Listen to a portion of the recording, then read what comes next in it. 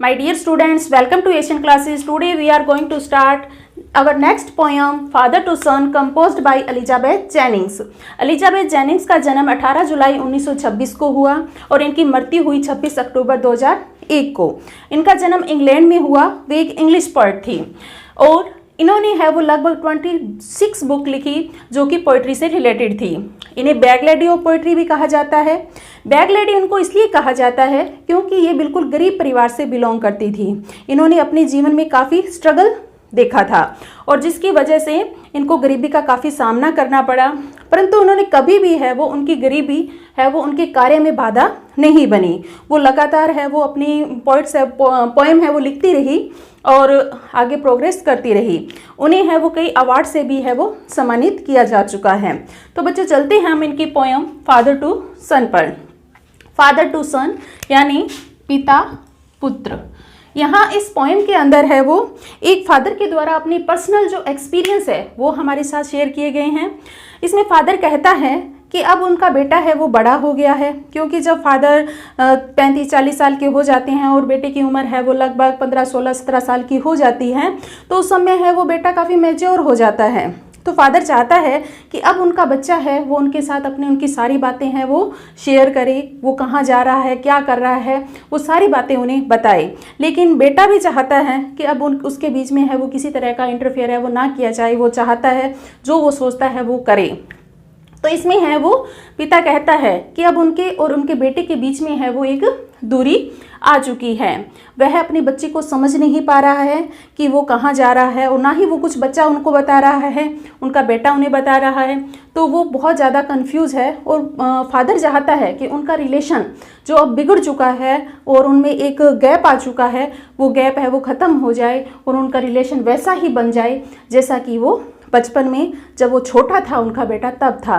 क्योंकि जब छोटे होते हैं बच्चे तो वो कहीं अकेले नहीं जाते, अपने पिता माता के साथ रहते हैं और जो भी करते हैं उनके पिता या माता द्वारा जो कहा जाता है वही कार्य वो करते हैं। अपनी मर्जी है वो बिल्कुल भी नहीं चलाते हैं, उनको जैसे समझाया जाता है वो सुनते भी हैं।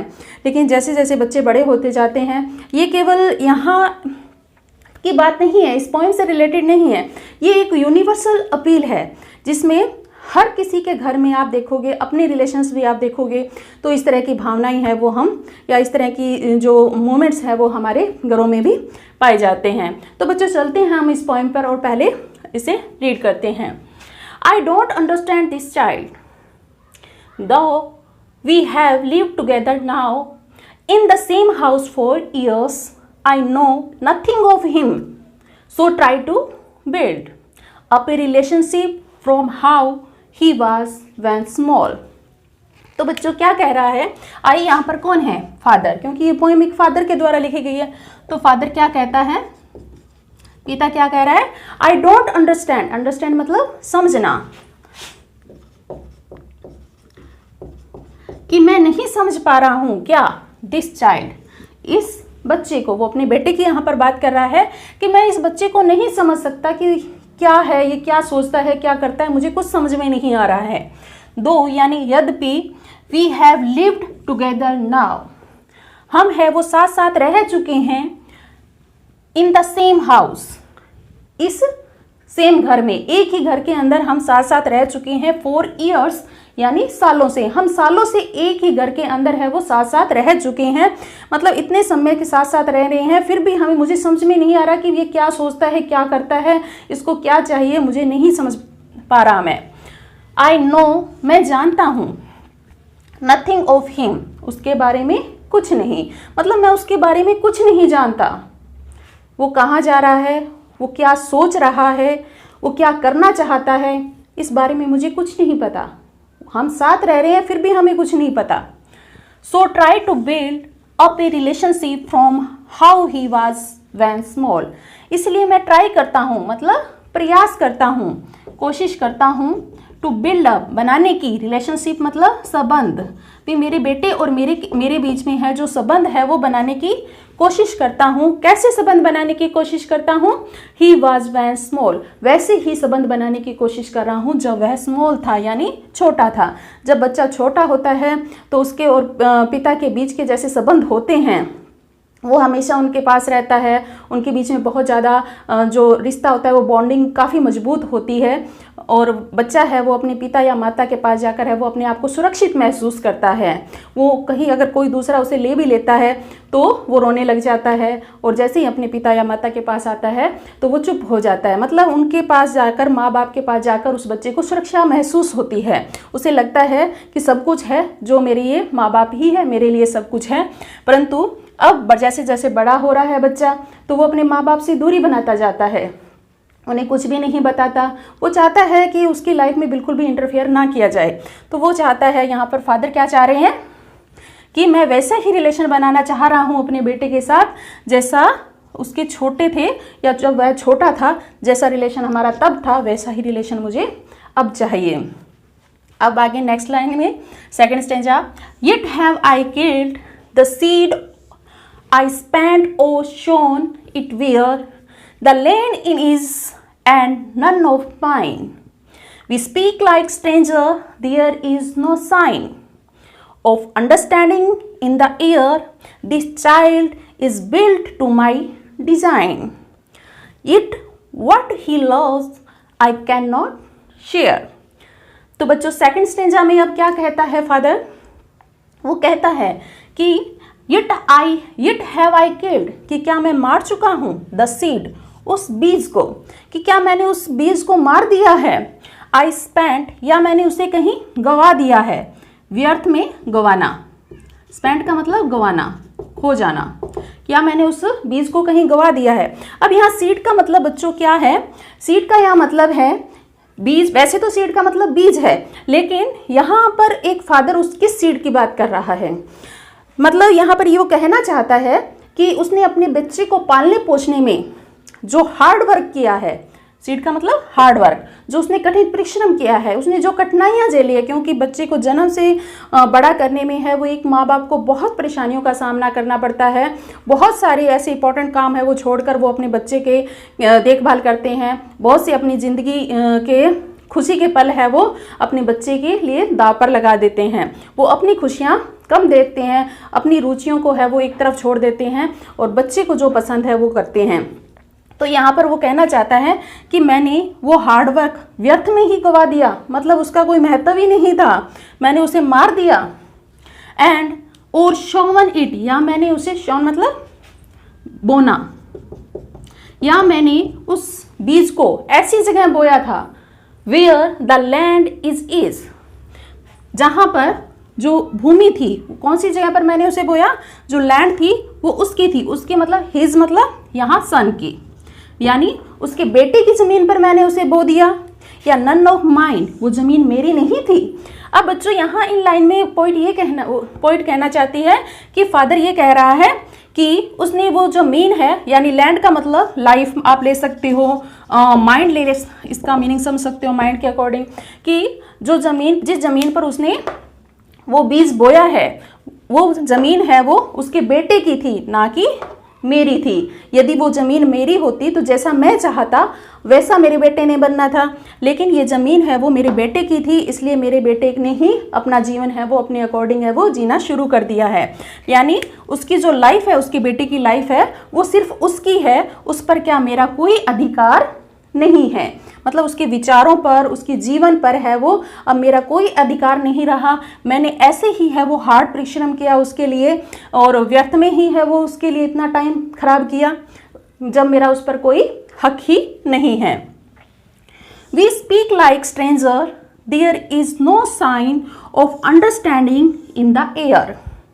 वी स्पीक, हम बोलते हैं, यहाँ पर फादर और सन की बात हो रही है वी से, कि हम बोलते हैं लाइक स्ट्रेंजर। स्ट्रेंजर होता है बच्चों अजनबी, कि हम अजनबी की तरह है वो बातें करते हैं। हम जैसे अजनबी से हाय हेलो, सिर्फ इतना कैसे हो, ठीक हूँ, बस इस तरह की बातचीत होती है, तो उसी तरह की बातें हैं वो हमारे बीच होती है। हमारे किसी तरह के विचारों का आदान प्रदान है वो हमारे बीच नहीं होता।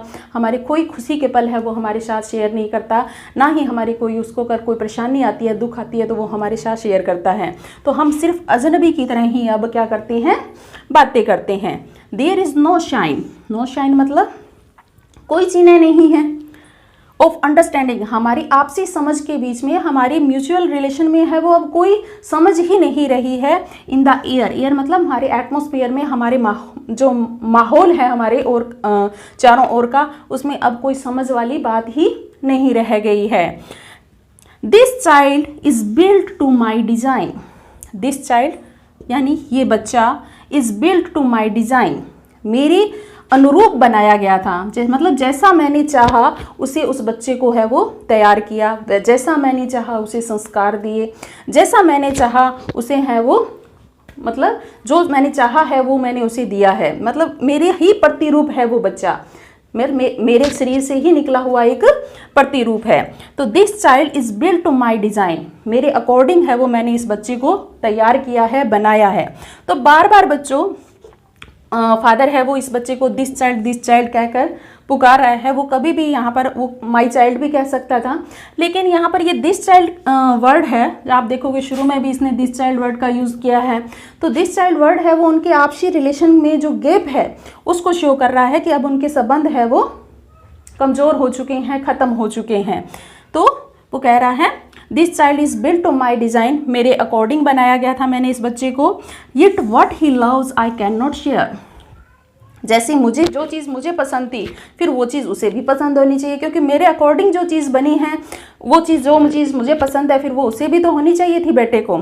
लेकिन हमारी पसंद दोनों की क्या है, अब अलग अलग है। जो मुझे पसंद है वो उसे नहीं, जो उसे पसंद है वो मुझे नहीं।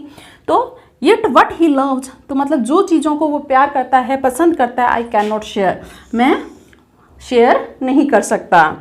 तो बच्चों इस तरह से इस स्टैंजा में एक फादर है वो अपने दुख को हमारे साथ शेयर कर रहा है कि वो काफ़ी ज़्यादा अनहैप्पी है अपने बेटे से, और वो चाहता है कि कैसे भी है उनका बच्चा है वो, उनके रिलेशन है वो ठीक हो जाए।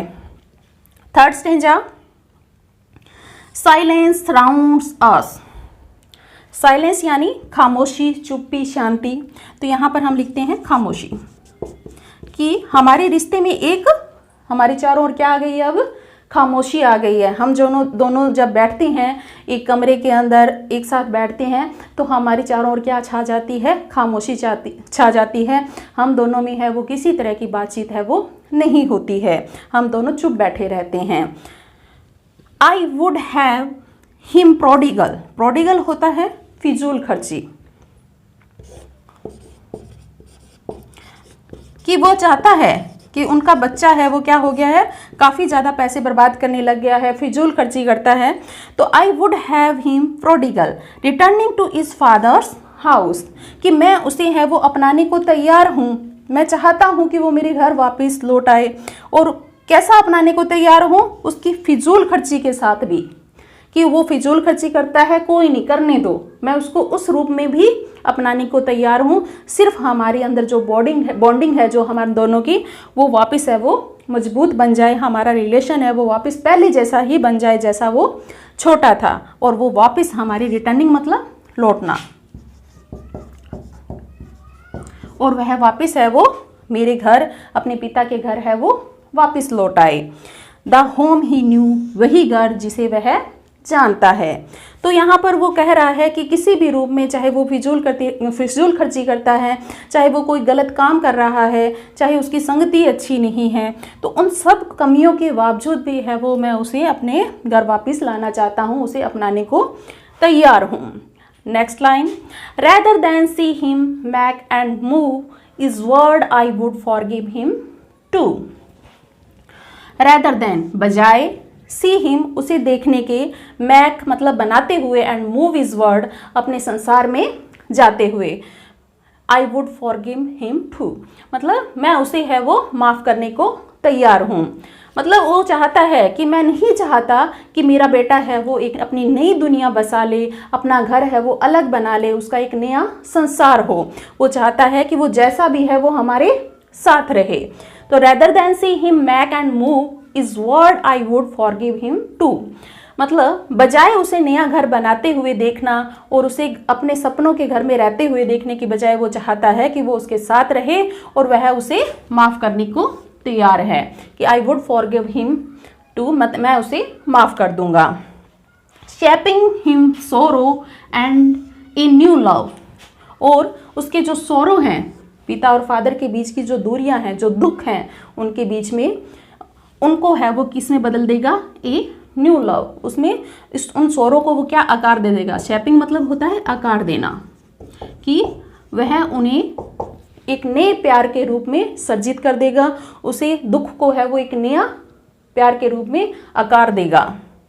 Next stanza and last stanza, father to son we both must live on the same globe and the same land. He speak, I cannot understand myself why anger grows from grief. We each put out an empty hand, longing for something to forgive. तो यहाँ पर पिता और पुत्र की बात हो रही है कि पिता और पुत्र, we both, हम दोनों, बेटा और पिता, must live on the same globe, कि हमें इस सेम पृथ्वी पर रहना है, इस धरती पे रहना है। ग्लोब मतलब होता है वर्ल्ड, या आप अर्थ कह सकते हो कि इस संसार में हमें एक ही दुनिया में रहना है। अब इंसान कहीं रहेगा तो इस दुनिया में ही ना। तो we both must live on the same globe, हम इस एक ही संसार में रहने वाले हैं, एंड द सेम लैंड, और इस एक ही घर में रहते हैं, एक ही घर में रह रहे हैं, एक ही दुनिया में रह रहे हैं। ही स्पीक, वह बोलता है, ही मतलब फादर कह रहा है, आई कैन नॉट अंडरस्टैंड, मुझे समझ नहीं आता। क्या नहीं समझ आ रहा, मैं खुद ही समझ में नहीं आ रहा। I can not understand myself, मैं खुद को ही नहीं समझ पा रहा। Why anger grows from grief, कि मेरा जो ग्रीफ यानी दुख, मेरे जो कष्ट है, मेरे दुख हैं, वो क्यों बाद में एंगर मतलब क्रोध या गुस्से में कन्वर्ट हो जाते हैं। जब मैं दुखी होता हूँ तो मुझे गुस्सा क्यों आता है, मुझे खुद को ही समझ में नहीं आ रहा है। We each put out an empty hand, और फिर वो गुस्सा किस पे निकल जाता है, उसके बच्चे पे निकल जाता है, उसके बेटे पे निकल जाता है, और जिसकी वजह से उनकी दूरियां बन जाती है। तो वो कहता है कि मुझे खुद ही नहीं समझ में आ रहा है कि मैं इतना गुस्सा क्यों करता हूँ। जब मेरे को दुखी होता है, जब मेरे को कोई टेंशन होती है, मैं गुस्से में आ जाता हूँ, और वो गुस्सा है वो मेरे बेटे पे निकल जाता है। तो जिसकी वजह से उनके रिश्ते हैं वो लगातार कमज़ोर होते जा रहे हैं, और उनमें दूरियां हैं वो बढ़ती जा रही है। We each put out an empty hand, each मतलब वी मतलब हम दोनों, each put out an empty hand, empty होता है बच्चों खाली, हैंड मतलब हाथ, कि हम जानते हैं कि हमारी जो दूरियां हैं, जो हमारे बीच में जो गैप आ चुका है, उससे हमें कुछ भी हासिल नहीं होने वाला, उससे सिर्फ हमें खाली हाथ ही मिलेंगे। मतलब हम दोनों खाली हाथ ही रहेंगे, हमें इससे कुछ भी हासिल नहीं होगा। अभी इससे हमारी दूरियों से, एक दूसरे से बात नहीं करने से, एक दूसरे को नहीं समझने से किसी का कोई फ़ायदा है वो नहीं होगा। ना तो पिता का होने वाला है, ना बेटे का होने वाला है, दोनों को ही नुकसान होने वाला है, और दोनों ही है वो खाली हाथ रहने वाले हैं। लॉन्गिंग फॉर होता है इच्छा, longing for something to forgive, और वो दोनों ही है वो एक दूसरे को माफ़ करना चाहते हैं। वो चाहते हैं कि कैसे ही हमारे रिश्ते में सुधार हो जाए, हम दोनों एक दूसरे से बात करने लग जाएं। तो वो चाहते हैं, क्या चाह रहे हैं, longing for something to forgive, वो कोई ऐसी चीज़ चाहते हैं, समथिंग मतलब कुछ ऐसा, कोई ऐसा बहाना चाहते हैं जिसकी वजह से वो एक दूसरे को फॉरगिव कर सके, माफ़ कर सके। लेकिन कहीं ये चाहते हैं कि पिता सोच रहा है कि बेटा आ जाए मुझसे माफ़ी मांग ले, या बेटा सोच रहा है कि पापा आके मुझको मना ले। तो दोनों ही है वो इस कस्म में है कि कौन पहल करे, और कोई ऐसा उनको बहाना नहीं मिल पा रहा है जिसकी वजह से वो दोनों एक दूसरे को माफ़ कर सकें।